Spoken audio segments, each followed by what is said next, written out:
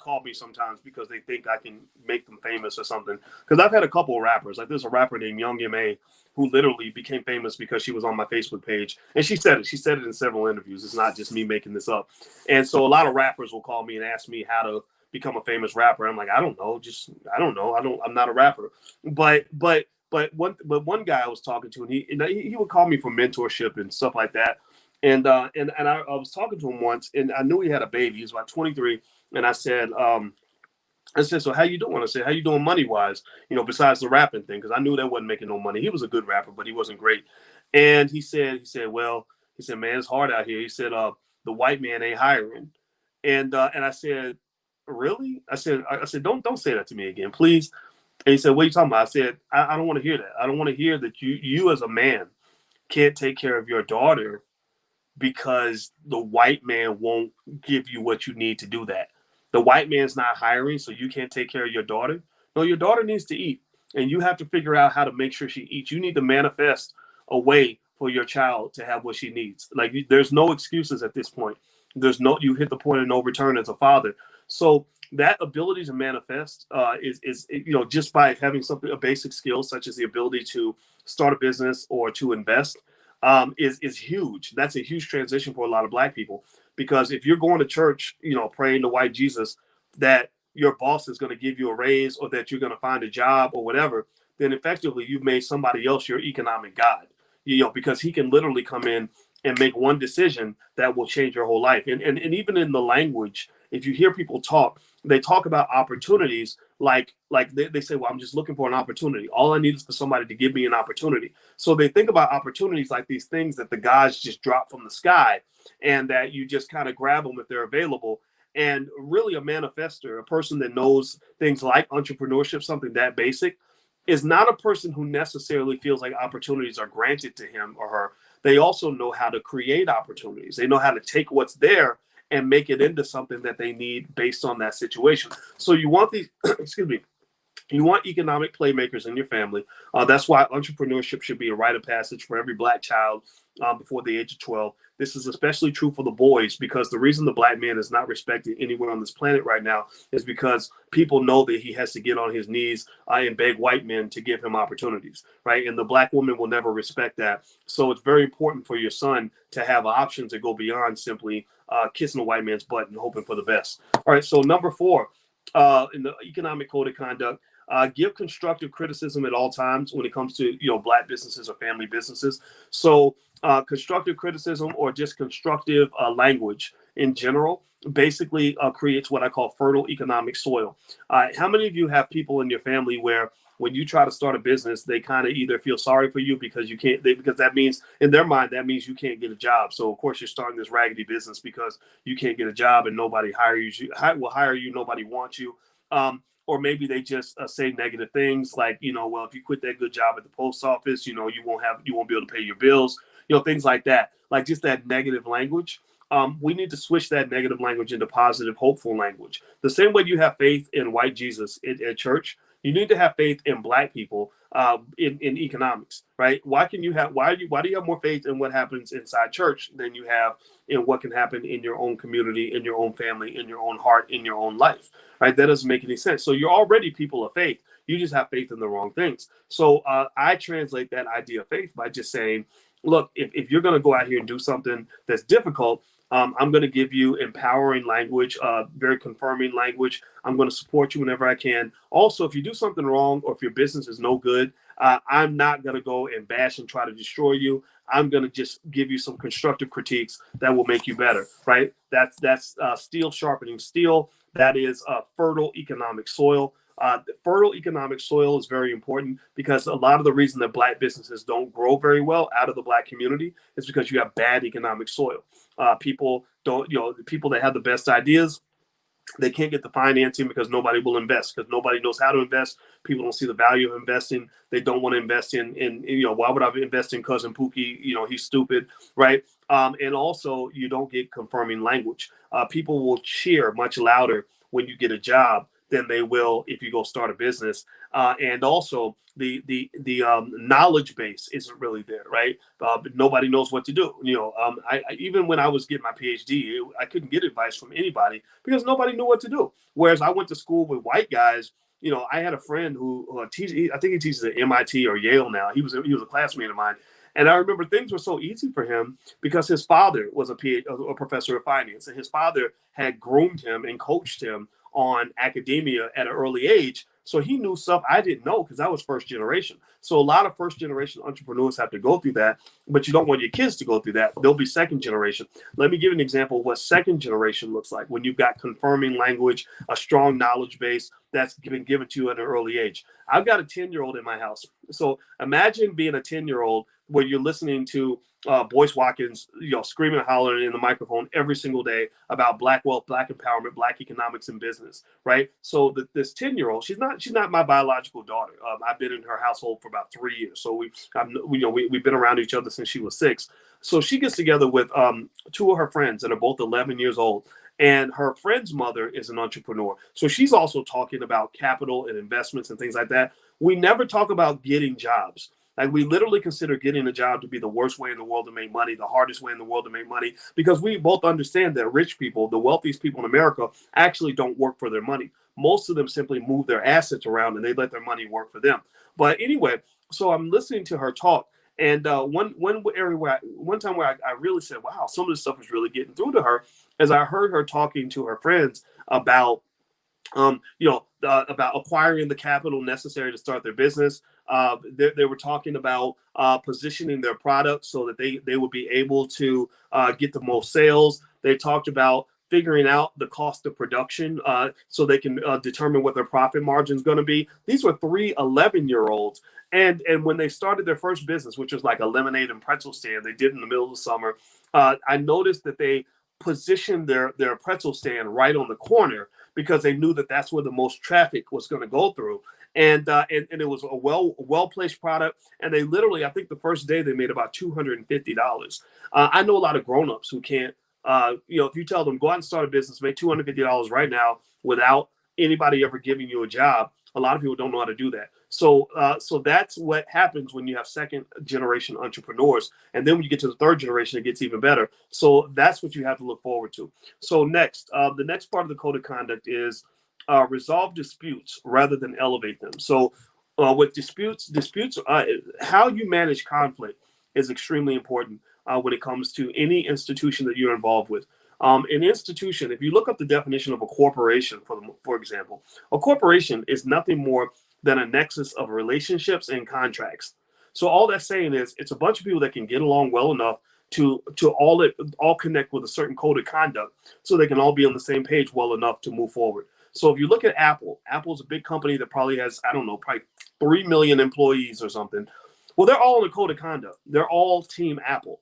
They're all connected by contracts, which, these commitments, these codes of conduct that tell them how you can and can't behave, what you should and should not do, right? And they have to maintain relationships. That I'm sure they get in disputes, they get into fights, things like that, but they don't spill over to the point where it destroys the relationship, right? So if you break that down to the family, a lot of times the wealth building process becomes much harder just by virtue of simple things like the inability to even stay married, or the inability to get along with your relatives, or to resolve disputes.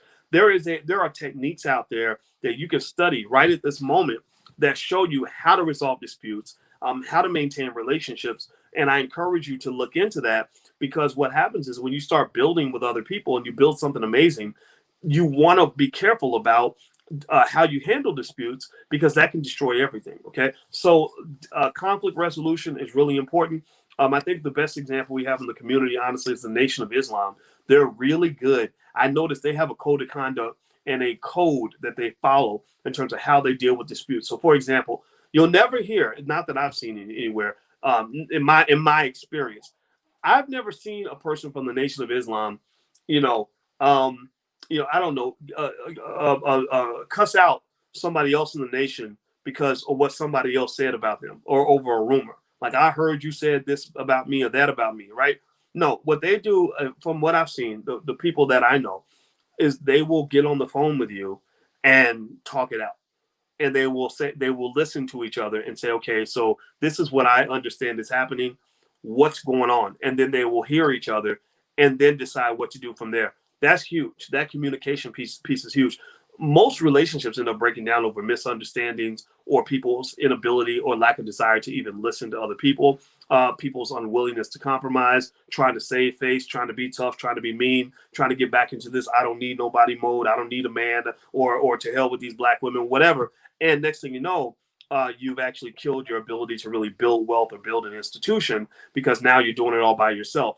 Organizations, in this world you're competing against, um, basically you're kind of competing against a lot of what I call economic gangs. Most people in the world are gang affiliated. Apple Computer is nothing more than an economic gang. It's a group of people that have a bunch of relationships that have a code of conduct. They're a gang. The European Union is a gang. NAFTA is a gang. The Asian Pacific Union is a gang. Every corporation that exists, thousands of corporations exist on the New York Stock Exchange. They're nothing more than an economic gang. It's very, very hard to compete against gangs when you're trying to do everything solo as an individual. So having codes of conduct allows you to find your gang so that you have the ability to compete. Next, so right now, for example, we're Team Black people. We are a gang, right? When I talk about being B1 Black first, things like that, those are our codes of conduct. We're Black first. We believe in empowering ourselves. We want to be intelligent. We want to be smart. And so for example, if I do a podcast and I say this is the home for intelligent Black people, I'm shouting out my gang, right? I don't want, and people who are not in the gang, they don't relate as well. We tell them to go somewhere else. Okay, so next, the next piece of, again, this is a work in progress. This is the economic code of conduct that Dr. Claude Anderson writes about this in Powernomics. And by the way, if you came in late, Dr. Anderson can't make today's class because he is not feeling well. But he is going to make up the classes. He really wants to do that. And this recording is going to be available if you log in at powernomicsmasterclass.com. If you missed anything, it'll all be available there. And also, we're just going to keep going until we make sure that you get everything that you want. So I've talked to Dr. Anderson and his wife, but sometimes with health, things happen. So I'll keep you posted. All right. So on page 74, I'll read what Dr. Anderson talks about with codes of conduct and group accountability. And then we're going to go back to the proposed code of conduct that I put together. I'm going to put this in a book because I think that people need to have this as a book. Let's see. A code of conduct is a standard of behavior that outlines what is right and wrong within and outside of the community. It serves as a competitive tool that promotes group unity and accountability by suggesting either rewards or punishments for its members based upon how their acts help or hurt the members of the group. The burden for establishing and enforcing a code of conduct typically falls upon the shoulders of the community's basic institutions, the church, the family, and the school. A code of conduct does several things for a community. First, as a system or collection of rules, it prescribes and justifies how Blacks should think, see, and behave with other individuals and groups. These rules can be explicit or implicit, but either way, they act to govern individual behavior that affects the group. So when you talk about codes of conduct, one thing that's also true is there has to be an enforcement of that code. I'm writing that word down because I want to actually dig into that a little bit later. For example, contracts are a code. If you make a contract with a person, you're saying, look, we're both going to be on this code. We're both going to sign this piece of paper as a symbolic gesture to show our commitment to this code. And if somebody violates the code, the question is, what do you do? Well, that's what going to court means. That's why when you have a business, you might have to pay lawyers and things like that. With family, though, it's a little bit different. You may not necessarily want to go outside the family and go to court. All right, babe, see you soon. You may want to, you don't want to go outside the family and go to court. You may have something internal, some sort of internal mechanism. So you maybe have an agreement that if we do have a dispute, we're not going to go to court. We're going to go to Big Mama. Grandma is going to be the one who decides what's going to happen, right? But you have to have a structure. That's why, for example, this happens a lot. You just don't necessarily see it. But anybody remember the movie Soul Food and how Big Mama was there? And when Big Mama got sick and died, the whole family fell apart, right? Well, because Big Mama was the enforcer. She maintained the family's code of conduct and behavior. And when Big Mama was gone, there was no unifying force that could bring together two divided parties. So if cousin Willie ain't speaking to Aunt Lucy, Big Mama was the one who could force them to come together and figure it out. But now there's nobody there strong enough to make it happen. Everybody's sad about it, but no individual has that authority or that ability. So ultimately, codes of conduct play a big part in your life. You just may not know it. Also, when the Joe Biden crime bill put so many black men in prison, they also had RICO laws and things like that, where they were giving 100-year sentences to a lot of gang leaders. They were looking for the leadership, not just the rank and file people, but they really went after the leadership.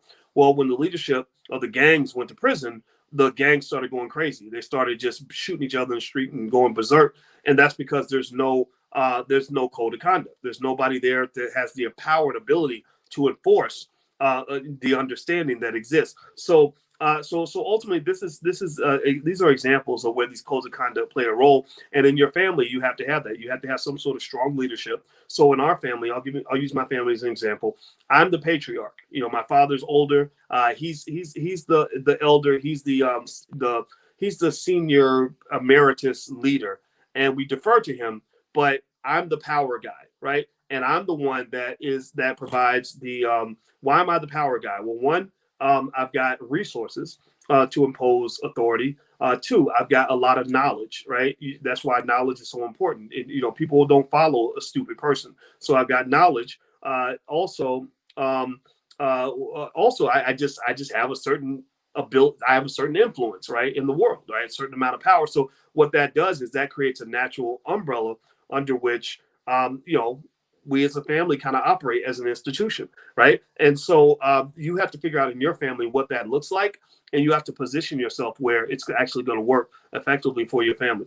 So let me read more. He says, a black code of conduct is necessary to keep out the destructive behavior that is so often evident in black neighborhoods. Moreover, wealth and power can be built only where there is an enforceable code of conduct. A code of conduct defines inappropriate behavior and impedes it. It also rewards behaviors that uplift and strengthen the group.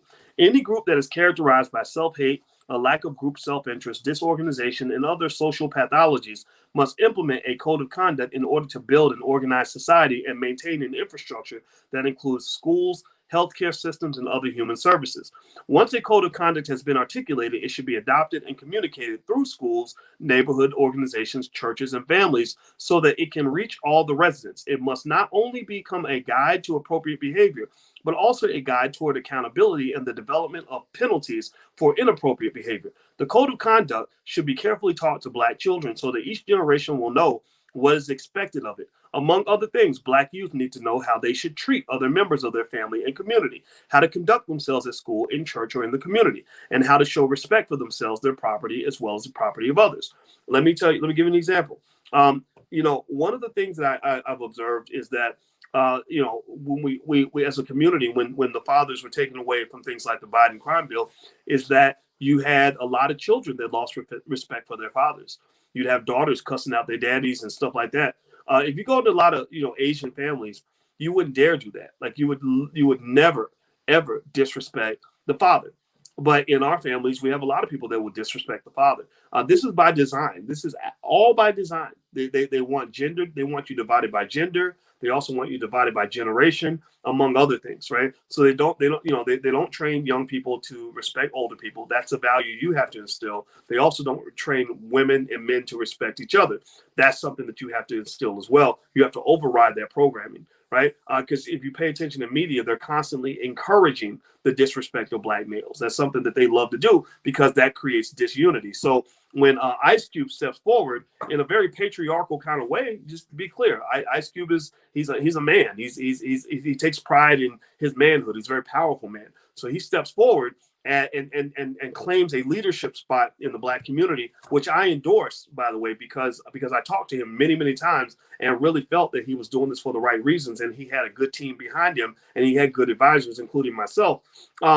He steps out there. The first thing that they're encouraging in mainstream white media is they're encouraging either Black Democrats or Black women to throw darts at him, to just attack him in a very petty sort of way, not to sort of constructively critique what's going on, or maybe to ask for some type of inclusion or to discuss, how they can be helpful to the process, but really to say, who are you? Who the hell are you? You suck. Get out of here. Whatever, right? And this is similar to what a lot of children might do to their daddy. If their daddy comes home from jail or their daddy doesn't live in the house, there are some people who don't have the bigger vision in mind who will facilitate and encourage or allow the children to be very disrespectful to their fathers. So the best mothers in the world, and this is just me thinking, just in that particular box, the best mothers in the world I've seen are the ones who just tell their children, "You will never disrespect your father." Right? That right there is huge because the children follow the lead of that mother because the mother is the nurturer. She's so like in our house. I'll give you, in our house, same thing. I told Alicia, I said, you know what? I know people out here say that, marrying a woman that has kids, that's a bad thing. I don't think that way. I think kids are a blessing. I love these children. It is so much of an honor to be able to raise them. But I said, one of the things that was really important to me was I said, am I going to be respected in this household as a man? And one of the things you did that really helped me was you gave authority. You gave license to me. You told the children, listen to voice. You told the children, don't disrespect voice. That helped me in terms of forming the relationship. If you had been blowing me off like I was a nobody, then I would have probably not, I would have just left. I would have said, no, I can't be here, because that would be almost like taxation without representation. I'd be paying all the bills, I'd have all the responsibility, but none of the authority to determine the direction of the household. So we have to figure out like our different hierarchies. I don't think patriarchy is a bad word. I don't think matriarchy is a bad word. In some situations, patriarchy is appropriate. Some situations, matriarchy is appropriate. So I think that you have to, at the very least, come to your own understanding of the dynamics so you can figure out specifically what works specifically for you in your family, in your community. That's why, for example, the Black Business School, what we do so well is we don't just do something just because that's what they teach at a big white university. We say, what specifically is happening in the Black community? What's the specific layout that will work best based on what we're trying to do and what we're dealing with? And that allows you to come up with something that works for you, not a one size fits all sort of thing. And then specifically in your family, you have different dynamics. Like, so for example, some of you may have households that are led by a mother. That's okay, right? Some of you may have the mother and the father. Some of you may have some relatives that you just can't bring into the circle, right? All those situations require different approaches in terms of how you develop and structure your code of conduct. I encourage you, as you're forming your gang, I encourage you to start with people that are loyal, strong members of your economic family. I'm not talking about blood relatives. Some of your relatives are terrible people, right? Let's just face it, right? Some of your relatives ain't ready. That's okay. Find the ones that are. And it might be a gang of two, right? Yeah, I'll tell you the truth. In my family, me and my brother were a gang of two. It was me and my brother, and then I brought in my cousin. And that was it. I didn't bring in my sister, didn't bring in my parents, didn't bring in some of my other cousins because they had different values. My brother was appropriate because my brother and I had extreme loyalty to each other and extreme amounts of trust. He trusted me even when I messed up. Like, trust does not mean that you just believe in something or someone when it's going well. Trust is when you believe in it when they make a mistake or when things are not going well. My brother believes in me and trusts me even when I've made a horrible mistake. That allows me to be at my best because I don't feel like I'm going to lose his loyalty because I messed up. And that's where people get it wrong. You have a lot of people who can't trust, who say, well, I can trust you as long as you don't mess up. That's not really trust, right? Trust means that if you mess up, I'm still going to trust that you're going to fix it. Trust means that even if I don't understand what's going on, I trust that you got this figured out, right? And so basically, these unions, these codes of conduct, these institutions I'm talking about creating, these gangs that I want you to create in your own life, a lot of it just comes down to trust. It comes down to you saying, look, okay, I got you, you got me. We ride together, we die together, and that's what it's going to be. And that's literally the core of what allowed me to build everything we have. What have we built? I don't know. We've been all around the world. We've impacted people all over the planet. I've been to countries I've been to countries where I've never visited and had people stop me on the street. In Guyana, a guy came to my house. Actually, it was kind of scary. But so people in countries I didn't even know much about were being influenced by the work that we've done. The money, yeah, we've made money. I don't want to talk about the money because the money's not important, but we've done okay. But also, we built something strong because we had that initial core. So you start with the strong core, and then you can layer around the core, right? So we bring other people in, but those people are not necessarily the core. And then also the other thing too is as your core gains more power, more people start being attracted to that. So maybe in your own family, you start off with a core of 2, maybe a core of 1, maybe a core of 3.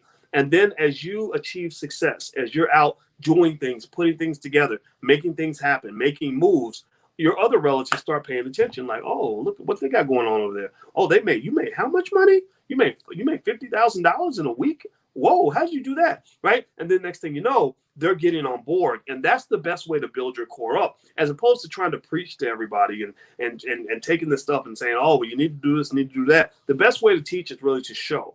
When you show people success and you show them power, people naturally gravitate toward power. They naturally gravitate toward things that are winning. They naturally gravitate toward things that are impactful. So if you want to get their attention, be powerful, be impactful, be successful. And then what's going to happen is they're going to start coming to you. And what happens is they're going to come on your terms. You're not begging them. You may welcome them, assuming that they fit with the code of conduct of the organization. If they do not fit, you can send them away. This is something that I don't just talk about. This is something I've done on a more levels than you can imagine. Let me give you an example. When I first got started and no one knew who I was, nobody cared about anything Boyce Watkins had to say. But I knew this. I knew that I said one day I'm going to impact the world. You know, I got this. This is Muhammad Ali bravado. You know, I grew up in Louisville like Ali. So I just believe if you believe it, you'll manifest it. So I said, you know, one day everyone's going to care what I have to say. It's just a matter of time, because what I'm saying, the ideas that I have in my head are pretty good. And so I had people that I wanted to meet. I wanted to meet at that time. I wanted to meet the civil rights leaders, because at that time I was more in that mode. Now I've changed. My politics have changed tremendously since then. But back then, you know, I looked up to people like Cornel West, Michael Eric Dyson, Julianne Malveaux, Jesse Jackson, Al Sharpton, Louis Farrakhan, and others. And then some. And Ice Cube was my favorite rapper back then. A lot of people, right? So all these people that I just mentioned, and others on top of that, I've met every single one of these people. I know every single one of them extremely well. I got every single one of them in my cell phone, and then others too. And in not one single case did I ever reach out to any of these people. I never, ever, ever reached out and said, hi, my name is Dr. Boyce Watkins, and I'm really smart, and I want you guys to just know, I would like for you, sir, I'd like for you to know what I got going on. I never did that. You know what I did? I said, I'm going to go out here, and I'm going to kick so much ass, and as a team, we're going to have so much impact and power that they're going to reach out to us. And I'll be damned if that didn't happen. At the time, it was like a guess. It was like, well, I hope this is going to happen, right? I didn't know. But in hindsight, it's like, wow, that was actually right on point. Every single one of those people reached out to us because what we were doing was having impact, right? I did not go out and say, how do I get in touch with Ice Cube? Ice Cube was reaching out to others to get in touch with me. And now we're friends. And I think the guy's really smart. I have a lot of respect for him. I don't have respect for every rapper. Some of these rappers just are a little bit crazy and ridiculous. But him, this guy's not a stupid man. So what I would say to you is that within your family, within your community, don't do a whole lot of talking. Talk with your actions. Show them what you're getting done.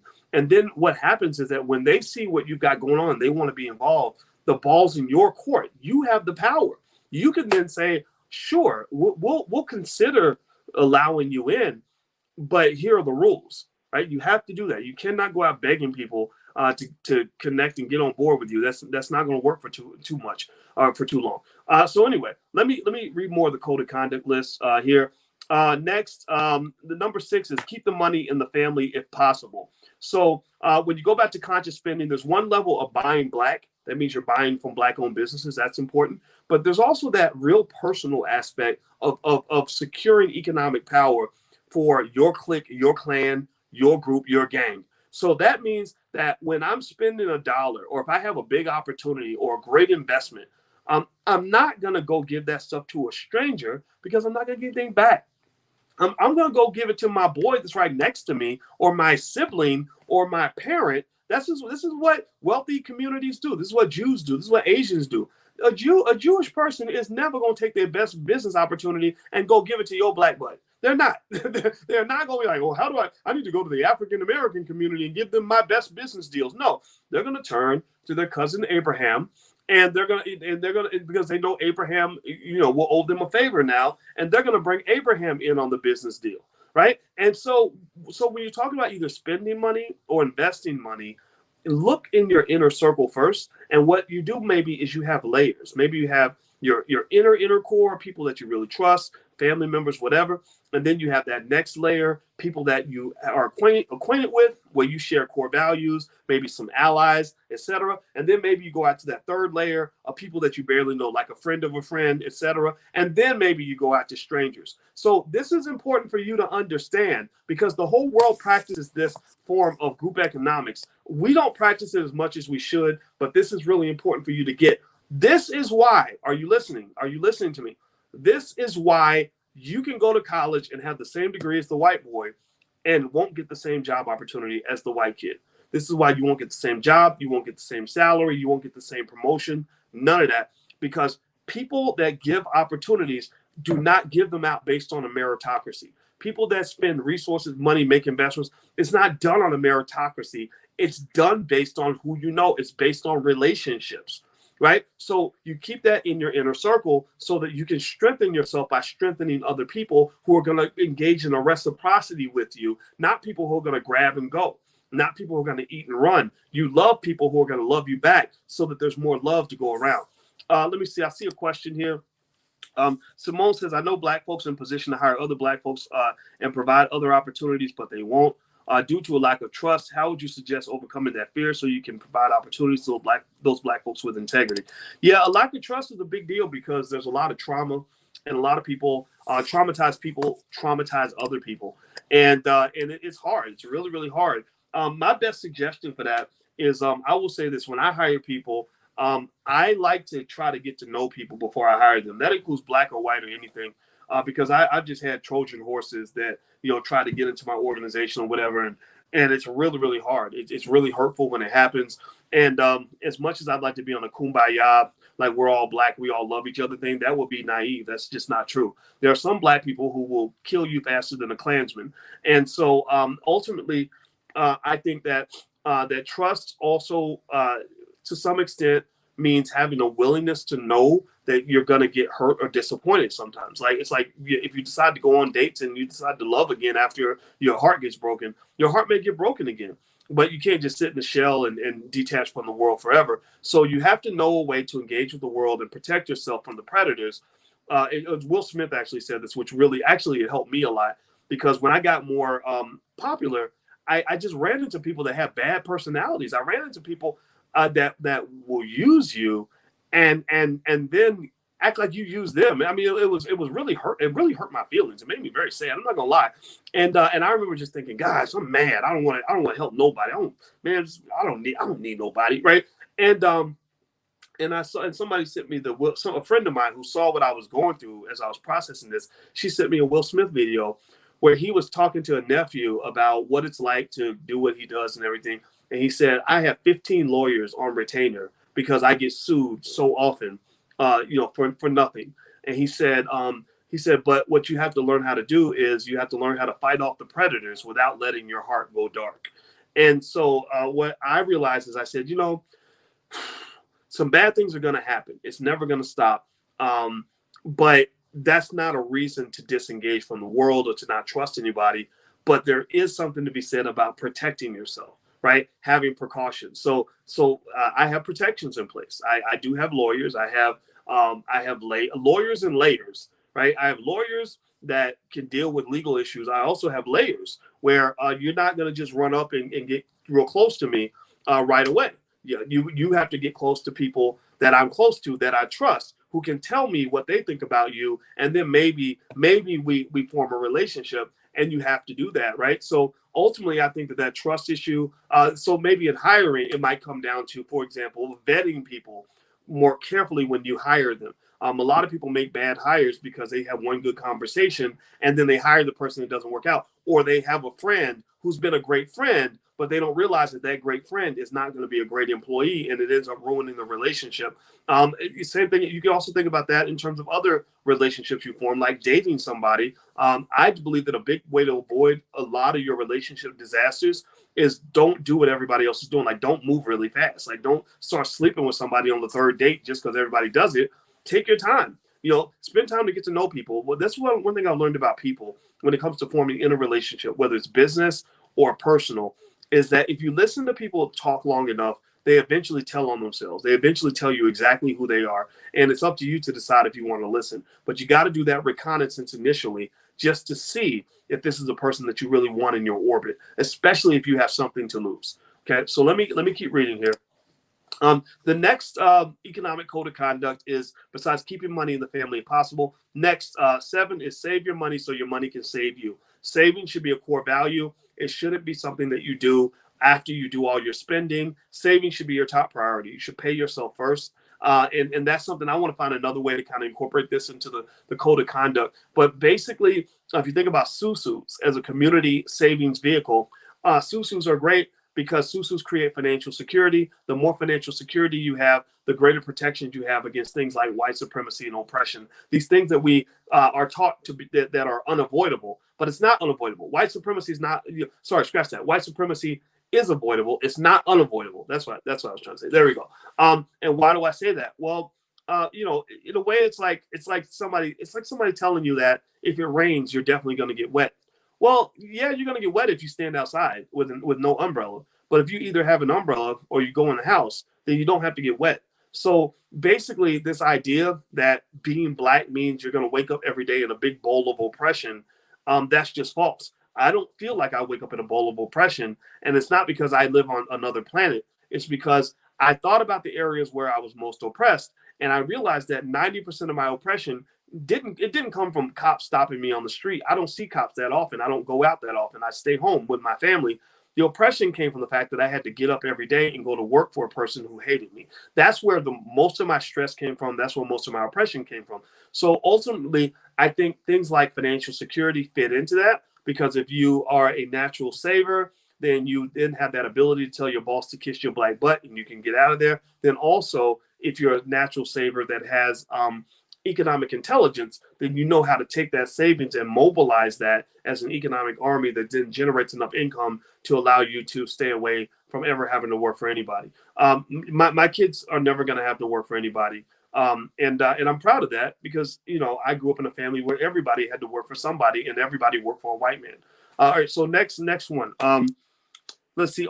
Number 8, always plant seeds for the future.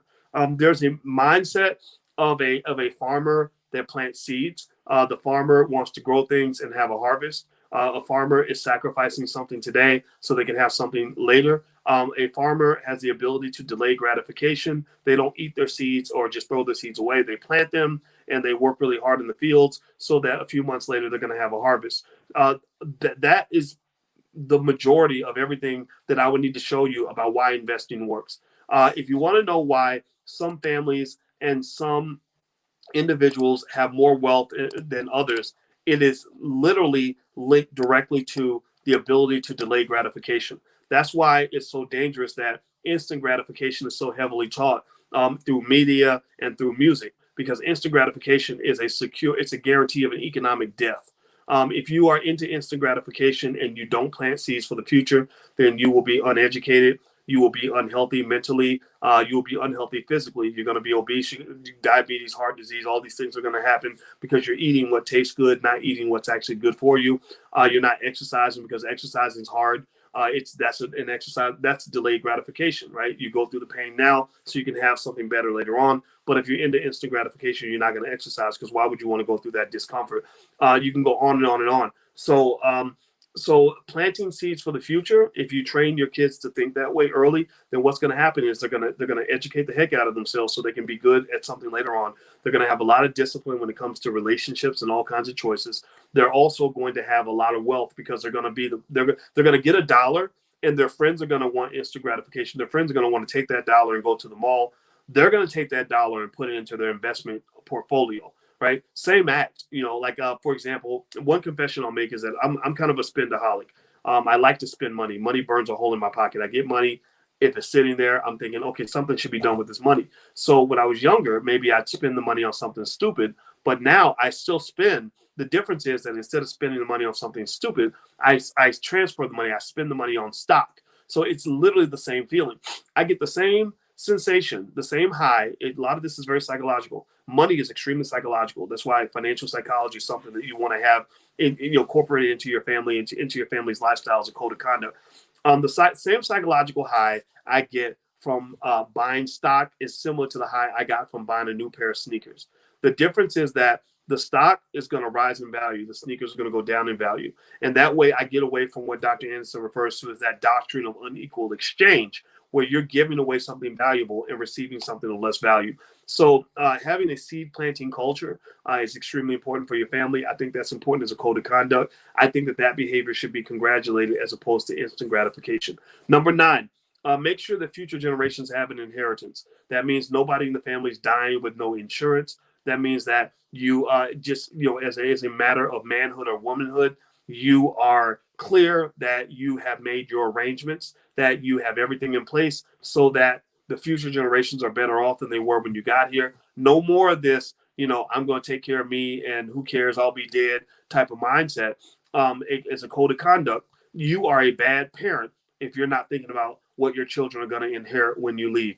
Doesn't matter how much you love your kids. If you love your kids, you're going to prepare for your death. If you don't love your kids and you're going to leave them out here just ass out, and that's a terrible thing to do. Number 10, use contracts whenever possible. I think it's a code of conduct in families.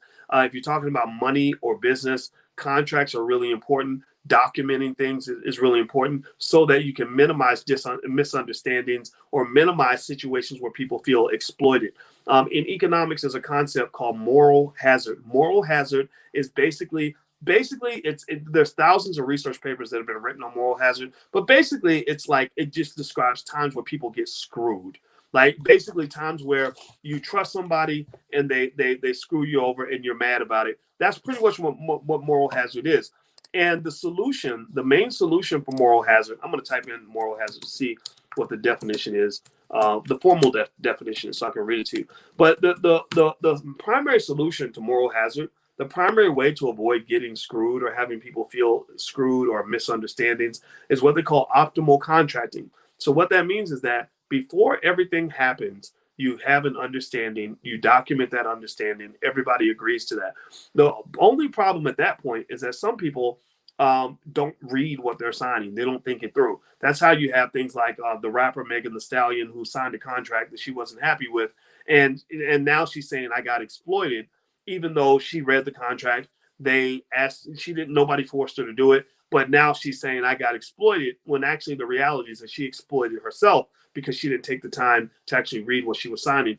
But the definition of moral hazard that they have here is a lack of incentive to guard against risk where one is protected from its consequences. Okay, so that particular example relates to relates to a cousin of moral hazard, which actually occurs in the stock markets, and that's basically where, because you're not feeling the consequences, you don't care what happens, right? So the reason the stock market is doing so well right now is because they know the government is going to come save them. Like they know the stimulus package is coming, and they know that the rich people and the investors are going to get that money. So they're pretty much like, we don't really care what happens with the stock market. We don't care about the risk we take. We don't care if the economy crashes because daddy's going to save us. So like a college kid who goes to school and wrecks the Ferrari and throws all their money away, they don't really care. They'll take a lot of risk because it's somebody else's mess to clean up, not mine. So that's another way that somebody actually might get screwed. And the way to minimize moral hazard problems is to have good contracts. So if you want to minimize misunderstandings in your family, try to get things documented. That's an important part of the code of conduct. Next, number 10, number 11. Let me read number 11. Sorry. Number 11 is build relationships with giving, not just receiving. So develop a culture of reciprocity. So what that means is that a lot of us have a problem in our families where we have people that are takers and not givers, right? It's a mindset, right? Sorry, I'm about to sneeze. If I am a person who feels like the world owes me something, if I'm a person who feels like I'm always a victim, if I feel like I'm a person who has nothing to add, nothing to give, then I'm not going to be a good member of your economic team. I'm not going to be a good person to be in a gang with. Right? Who would ever want to be, if you're a Crip and And Crips form the gang for protection, right, against whatever is out there, the Bloods, whatever.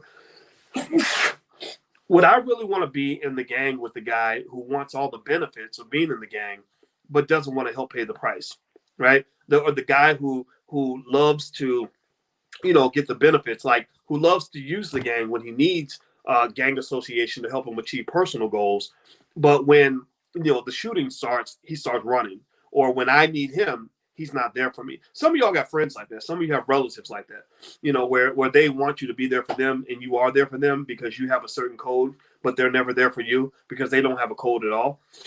Well, one of the things that I talk to my children about on a regular basis is I say, everybody contributes to the family. I got this from my mother, actually. Everybody can contribute something. You are not a welfare case. You are not a charity case. You are not disabled. Everybody can contribute something to the family. So that means that if you want to form healthy relationships with anybody, you must be as aware of what you're giving and why you're adding value as you are of what you're receiving. So an example might be the other day when we were having a conversation on my YouTube channel about a lady who went to talk to a dating consultant, and he said, "What kind of man do you want?" She said, "I want a six-figure guy." Like, that was it. There was nothing else. And he was like, "Well, what do you have to offer?" And she didn't really have anything to offer. So a lot of us, it's easy to talk about what you want, but it's hard to talk about what you can offer. Another example, George C. Fraser wrote a book on networking, how you form healthy business relationships with other people. He said, if you're trying to network with somebody that has wealth and power, and that can give you certain opportunities, the worst way to network with that person is to come up and ask them for a favor. And why? Well, because everybody's asking that person for favors. Like you fit right into the crowd. Nobody cares, right? The best way to network with people like that is to offer to do something, right? You add value. You show your value, and then they're going to feel natural reciprocity and want to give you value back, right? Because you've established a type of trust that comes through reciprocity. Another example, family. When you talk about family, if you're building a family business, the worst people to have in that organization are people who want to show up when the business is doing well, but they weren't there when the business was just getting established, or people that want to come and borrow money from the family business, but either don't pay it back or have nothing to invest or contribute. When it's time to contribute to the family business, they're too busy, or they claim they don't have the money or whatever. But when the business is doing well, they're the first one to want to take something.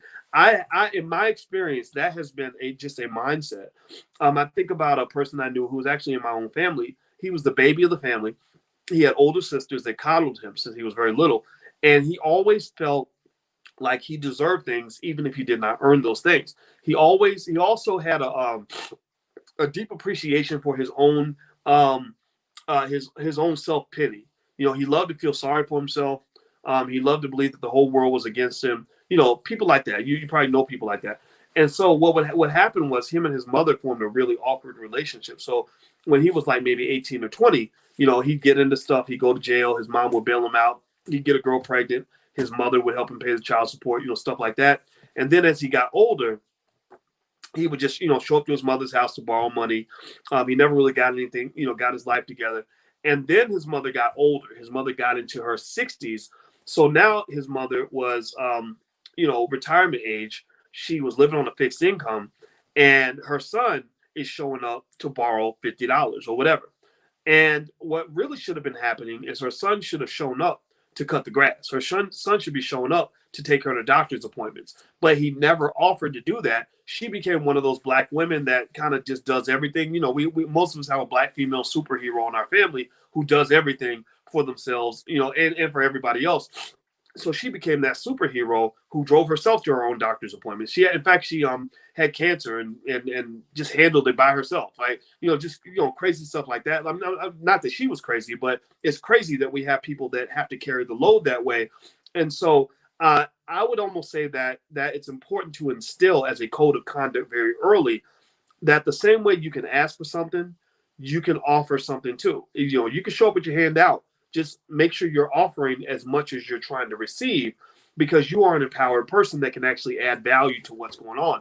And it's not just about you feeling sorry for yourself and thinking about your problems. We also want to empower you to think about the problems of other people as well. Because if you don't establish that balance, what will also happen is you'll get those one or two people in the family who solve everybody's problems, and they start to see everybody as a charity case, and everybody else sees themselves as people who are there to just benefit, but they're not there to offer anything. Almost like when Michael Jordan would play basketball, he scored all the points. His teammates would just sit there and watch him score all the points. And they had to be empowered to know, look, you can do something too. You can box somebody out. You can play defense. You can, find the open spot. You can grab the rebound. You got to do something. Everybody can contribute. And I dare to say that this is one of the main reasons why Black people can't build wealth and power in America.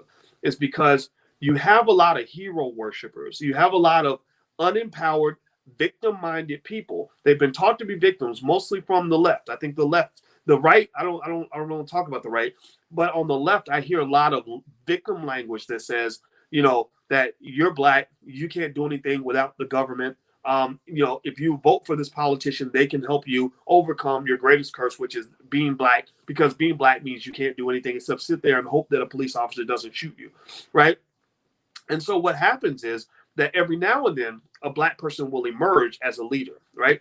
You'll have your Superman come in. We're waiting for Superman, and it's like a little 4-year-old where every man that comes through the door, he's like, "Are you my daddy? Are you my daddy?" He's waiting for every man that walks through the door to be his daddy, right?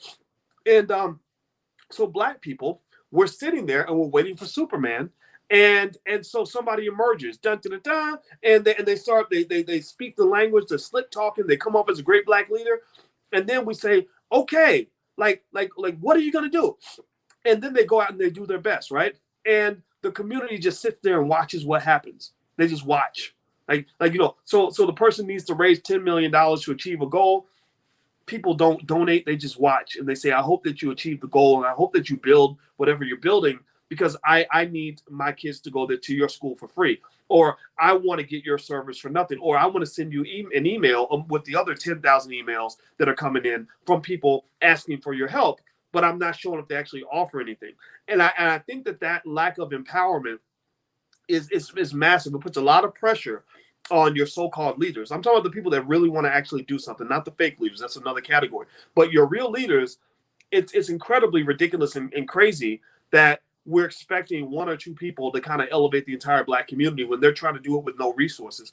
But then also, it just creates a lot of disappointment, because then you find out that Superman isn't as powerful as you think. And so what I would almost say is that by encouraging, this is why I say that you should actually democratize Black leadership.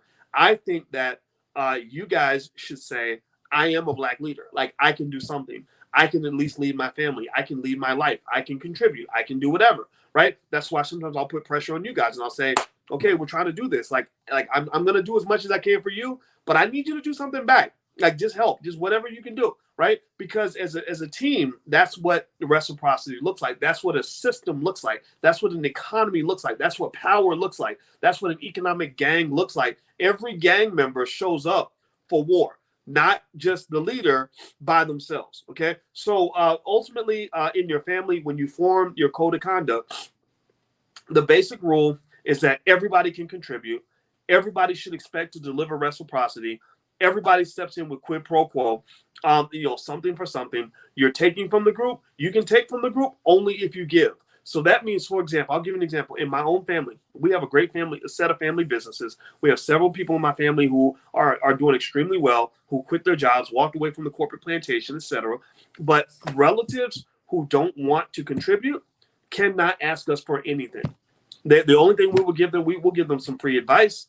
But if you want to sit over here safe and work for massa and do whatever you're doing, but you don't want to come to the family meetings, well, then I'm sorry, you're not part of the group.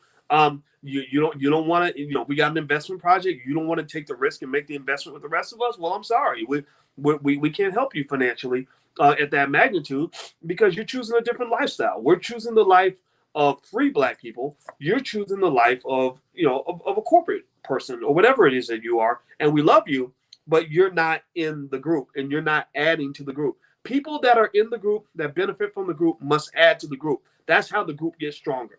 Keep that in mind. Do not let people come in that are going to just borrow and take. Forget the whole charity thing. I know some of you probably have a little bit of survivor's guilt, where because maybe you went to college and you got the good job and you're making good money, you feel like you have to be kind of a walking welfare office for a lot of people. I don't know if anybody else knows what I'm talking about. I know that feeling where you, because there's something about um, this expectation that if you're black and successful, you're supposed to kind of be ready to save everybody. And if you don't, you're a sellout. But I think it's okay for you to turn to people and say, okay, I've shown you what I can do for you. I need you to show me what you're going to do for yourself. And even beyond that, I also need to know what you can do for me because I matter too. I'm not going to keep giving to the point where I become depleted. That's why a lot of athletes go broke, actually. A lot of athletes go broke because they have a bunch of relatives that have nothing to offer but are asking for everything. Now, I want you to process this. You are an athlete who is making a decent amount of money. You're surrounded by people who literally have 0 cents of what economic value they can add to your life. But they have very high aspirations in terms of what level of materialism they would like for you to finance. And they pressure you by kind of letting you know that in order to show that you're down for the family, or that you love us, that you're gonna provide the money for me to buy these things, right? So you basically have a financial drain, and it's like taking a vacuum cleaner, a financial vacuum cleaner, and just shoving it into your bank account, and it's just sucking money out, and there's nothing replacing the money that's being taken out. And think about this, right? I've got 3 people around me. I got a little entourage, and I am paying everybody's bills. I am buying everybody, new pairs of Air Jordans. I'm paying everybody's child support. I am paying everybody's rent, and I'm literally getting nothing back. Like none of this money is an investment at all. All this money is a financial outflow. It's all flowing out in the middle of the summer, opening the window and you letting all the air out from the air conditioner, and none of the air is circulating. Nothing's and no air is being pumped back in. So if somebody shuts off the air conditioner, then the room's just going to be hot, right? Or if you think of it as a heater, if you shut off that heater, you're going to freeze to death because you didn't save any of the heat that you had. So a better model would be one like I think LeBron James kind of has this going on with his friends, is one that's based on reciprocity. So LeBron takes very good care of his friends. He's elevated a lot of his friends, like Rich Paul, one of his buddies, is one of the most powerful sports agents, in the entire NBA. Well, but LeBron didn't do charity for his friends. He actually made investments in them. I think he sent one guy to school to learn how to cook so he could become his chef. And he sent another one of his friends to business school so he could learn how to negotiate his deal with Nike, right? And so what happened is LeBron's pouring out money, but all that's coming back into him because he's increasing the human capital of people around him. But they also have to have a certain mindset where they're willing to even go through that process. And so rather than them sort of pressuring LeBron and making him feel guilty about not being loyal to them, I think it was okay for him to say, well, how loyal are you to me? How loyal are you to the group? If you're loyal to me and you're loyal to the group the way you expect us to be loyal to you, then you must show us value. You must add value. You can do something. You can do a job or whatever, because the recipe for going broke is to throw a bunch of money at stuff that doesn't give you any money back. But if you put money into things that either preserve their value or increase their value, then that's the key to wealth. And that is something that a lot of people don't understand. That's why a lot of people go broke. A lot of very wealthy people go broke because they think that money is something that's meant to be spent. So they look at money the way the difference between like buying paper plates and buying buying fancy crystal or whatever, or something that I can keep for the next 20 years versus something where as soon as I use it, I'm gonna throw it in the trash. So your money should not be disposable. Your money's supposed to be permanent. It's not supposed to be expensed. It's supposed to be capitalized. The difference is basically as simple as, when I get this money, am I spending it on things that are not going to give me anything, or am I taking this money and pouring it into things that are going to grow in value? Okay, so that's it. I'm done. Thank you guys for listening. I'm so sorry about the sniffling. I got to go blow my nose or something. But anyway, I hope that this was helpful. And like I said, with Dr. Anderson, I'm going to go reach out to Dr. Anderson and find out. I think he should be able to come in on Thursday. If he can't, we'll still do some sessions. We'll do a lot of sessions this week. We'll go through Powernomics in detail, and I'm going to make sure you get everything that you want, everything that you need from the class, because I felt terrible. He felt terrible first, and then I felt terrible that he couldn't make it today. But we got you. We have your back, and we're gonna make sure we deliver for you. Now, somebody asked what was number 7. Number 7 was I'll just read it to you. I'll read it in rapid succession so you guys can just have it, write it down. The Black Economic Code of Conduct. This is just something this is the preliminary list. So I'm going to actually refine this. 1, don't steal from loved ones and always repay your debts. 2, buy black whenever possible. 3, entrepreneurship should be a rite of passage. 4, give constructive criticism on other people's businesses and economic ventures. Number 5, resolve disputes rather than elevate them. Number 6, keep money in the family if possible. So develop your layers of loyalty. Number 7, save your money so your money can save you. Number 8, always plant seeds for the future. Number 9, make sure future generations have an inheritance. Number 10, use contracts whenever possible to prevent misunderstandings. Number 11, build relationships with giving, not just receiving. So this is just like, this is the first time literally that I've ever laid out that economic code of conduct. And it's going to, by the time the book comes out, it's going to be different. I'm going to shape it up in certain ways, but I wanted to bring this to you guys so you guys could have the first view of this, because you must have a code of conduct in order to build institutions. You need institutions in order to build wealth. Within those institutions, you must have systems and automations and delegation, because systems and automation and delegation allows you to scale. When you scale, that's when you gain your economic superpower, because an institution that has systems and delegation within that institution is always going to be able to outwork a human being.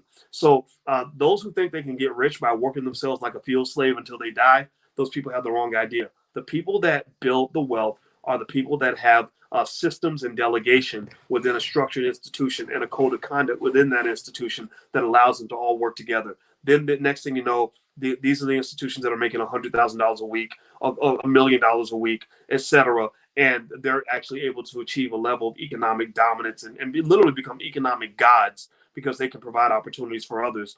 And that's something that you never get to experience if you are a field slave or a sharecropper. And a lot of your college graduates are pretty much sharecroppers. That's it. They sharecroppers were people who took on an unbelievable amount of debt. And to supposedly work off that debt, but they never worked the debt off because the debt was too high.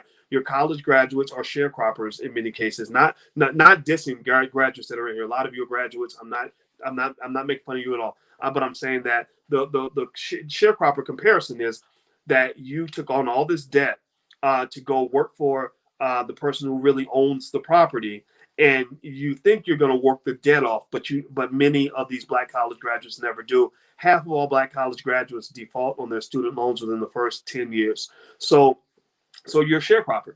A lot of them are going to die in debt. So you got to get away from the sharecropping system and figure out another model that's going to actually help you achieve your economic goals. And this is the biggest battle that I have right now, is because sharecropping in the black community is very popular. And the interesting thing about it is that black wealth is going backward, and they act like they don't know how to solve that problem. They don't understand it. Well, the reason they don't understand how to solve it is because they're not talking to the right people. They're talking to people who are teaching sharecroppers how to overcome the limitations of sharecropping by being better sharecroppers. That's not going to work. You have to leave the damn farm and get your own land and do it a different way. So that's it, guys. I got to go. Take care. And don't forget, if you log into powernomicsmasterclass.com, I'll have all recordings of everything that's there. I'll hit you guys up for more private Q&As and things like that. And I see one more question in here. Rain says, Dr. Watkins, do you recommend any books or courses that explain business systems and how to build and structure them to accomplish goals in an organization? Yes, there's a great book I read called Traction. Traction is an excellent book. I would read it, take notes, and teach that to your kids, because Traction teaches you how to do exactly that, how to develop systems, how to develop organizational objectives, how to delegate power to individuals that can help you get the job done so you can work it effectively as a team. So I highly recommend reading the book Traction. That's a good place to start. All right. So have a good day, everybody. I'm out of here, and I will see you guys soon. You'll hear from me via email, and I'll talk to you later. Bye-bye.